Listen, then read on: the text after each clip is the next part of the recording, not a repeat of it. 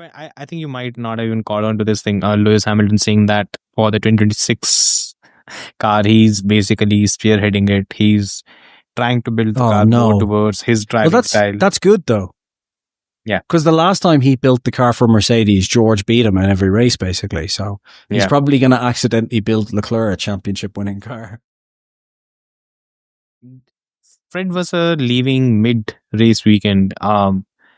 Again, they've said it's personal reasons. His personal reasons are he's looking for another job or he's just done. Maybe. I think it came out recently that the three publications that actually wrote the whole thing about his position being in danger. The two of them, Gazzetta and Courier, both of them have, I think, John Elkann as a shareholder. So he kind of had his hand behind the whole thing happening. And it's first of all, it would be foolish that they do that. But second, it's so true to It's Ferrari. Yeah.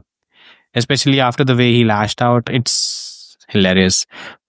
Other than that, I think the car performance this time, they flattered in a way because other teams had a shitty one.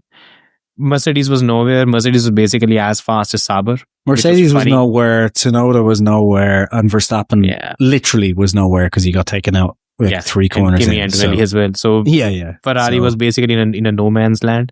And and Williams weren't there either to fight. So I completely forgot.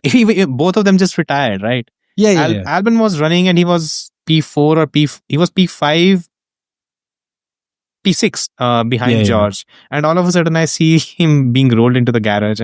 What the fuck happened here? But it's Williams. Williams is going through some very weird shit these days. What's weird is they had some engine issues as well. And it's like, you're driving the Mercedes engine. Like, what's happening here? But yeah. Yeah, and when will the McLaren engine fail? Because at least, we need at least a couple of them Rob to Marshall fail. We trust. Rob Marshall is the next Newey. Yeah, he is the current Newey.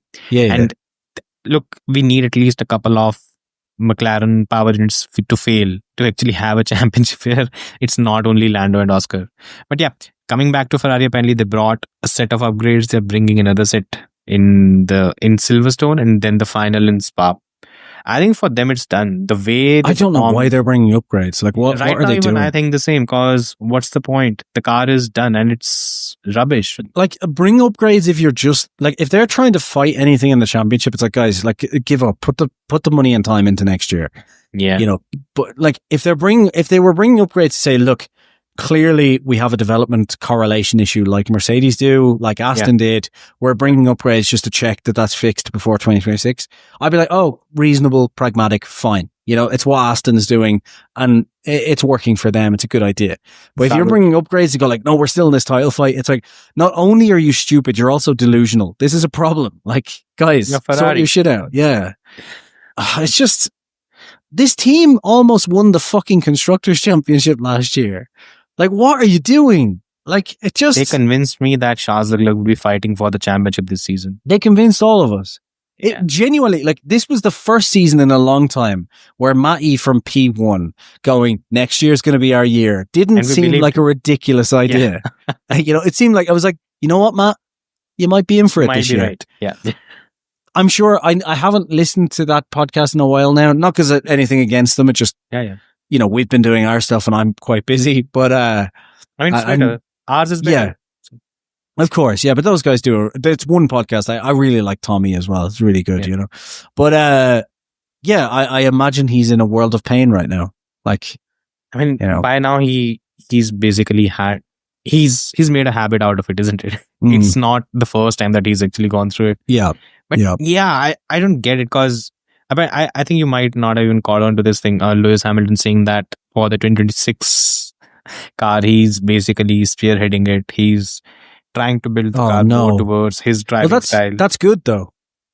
Yeah. Because the last time he built the car for Mercedes, George beat him in every race basically. So he's probably going to accidentally build Leclerc a championship winning car. Joe. And yeah, I won't get my hopes high on when it comes to that. Yeah. But for me, it's like, when did the driving style thing or the way the car is built become this big a thing? And especially for Lewis, because look, Lewis, I think you've also seen his entire career. I've seen the whole thing. I've never seen a Formula One car in Lewis Hamilton's career where he's found it hard to get used to. No, until 2022, up until that point, he was able to just drive the car. 2002, you could kind of give him a little bit of, leeway because both drivers found it difficult to drive. And I think it was clear George was going to do better just because George came from a Williams. So he was used to driving pieces of shit. So he was fine, Yeah, I don't know. I just think, look,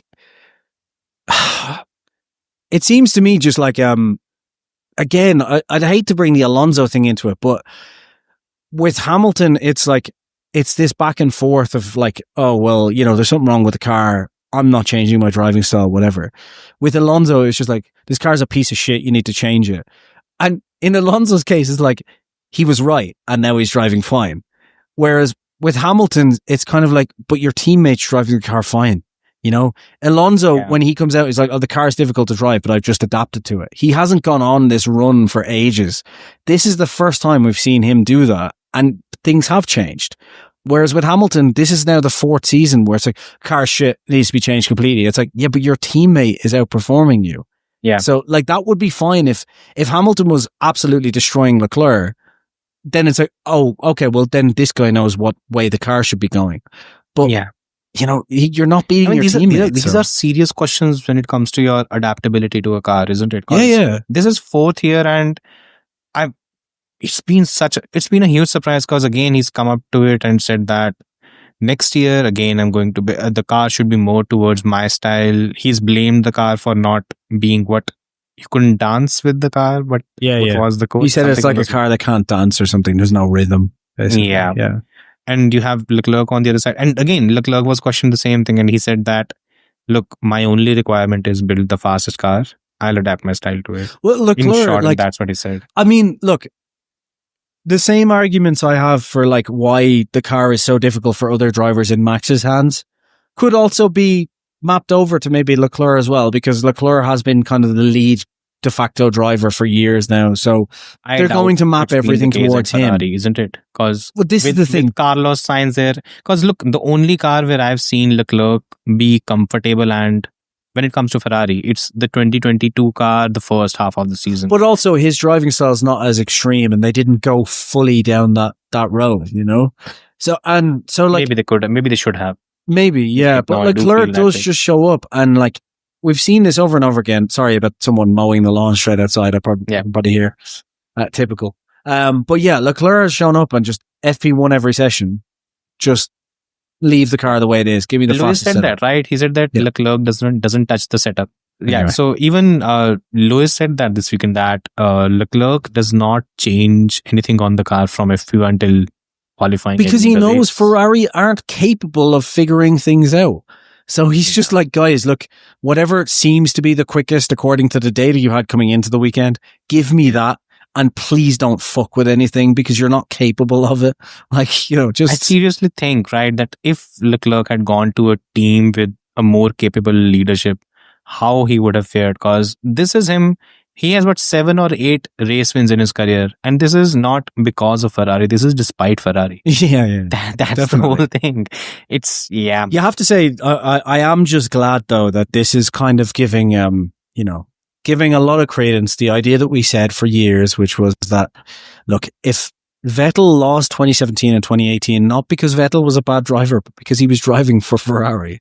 And Hamilton fans were no, Vettel threw that away. You're well, welcome to Ferrari. I hope you're enjoying it now. Car adaptability. And by the way, it was pointed to me by a Lewis Hamilton fan. Shahryar pointed it to me. Very basically sent that code. And okay, fine. Let's see. And everyone is kind of picking up on it that this is next season again. They come in with this whole thing that okay, this car Lewis has put a lot of input into it. It's according to his driving style.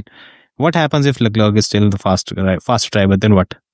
What do you mean, what happens? Okay. Yeah. Oh, sorry. Did you say if? I meant when. You meant when, right? He's going to be quicker. He's just going to. Even I think so, yeah. Unless he's driving at a different team, hopefully. But otherwise, he's, hopefully. I mean, that happens. That's the biggest positive. By the way, even if we talk about Lewis, he has improved a lot this season as well. Not even this in last 4 or 5 He's races. been good. Yeah. Like, it just, if he keeps this level, it's fine. But yeah, let's see. Again, he also said that if he had qualified good. better. It's good. It just honestly, like, it just goes back to what I said It's earlier. not a team As leader. exciting as this was, like, the switch to Hamilton was just ultimately a pointless game. There was no reason for it. The stocks went up because of Ferrari having a good quarter and hiring Hamilton, not one. Like, sorry, Hamilton fans, but Lewis Hamilton signing alone did not move the fucking stock up by 6%. So, but, believe what you want. They could have, the problem they're in now is they've not only hired a driver that is seemingly just having the same issues that he had before anyway, they've also hired a driver that is very much on a clock now of leaving the sport. So, like, if you're going to remove Sainz, why not put someone in who's going to be the future? Like, bring your Behrman up or whatever, just say, look, Sainz, we don't trust in you for the future, the long-term future. So we're bringing Behrman up, or we're going to try and sign this superstar Kimi Antonelli as the next Italian driver or something. But like hiring a marketing asset who can't deliver anything better than Leclerc just seems to me like a Ferrari move. Like, it is a Ferrari move, isn't it? Yeah.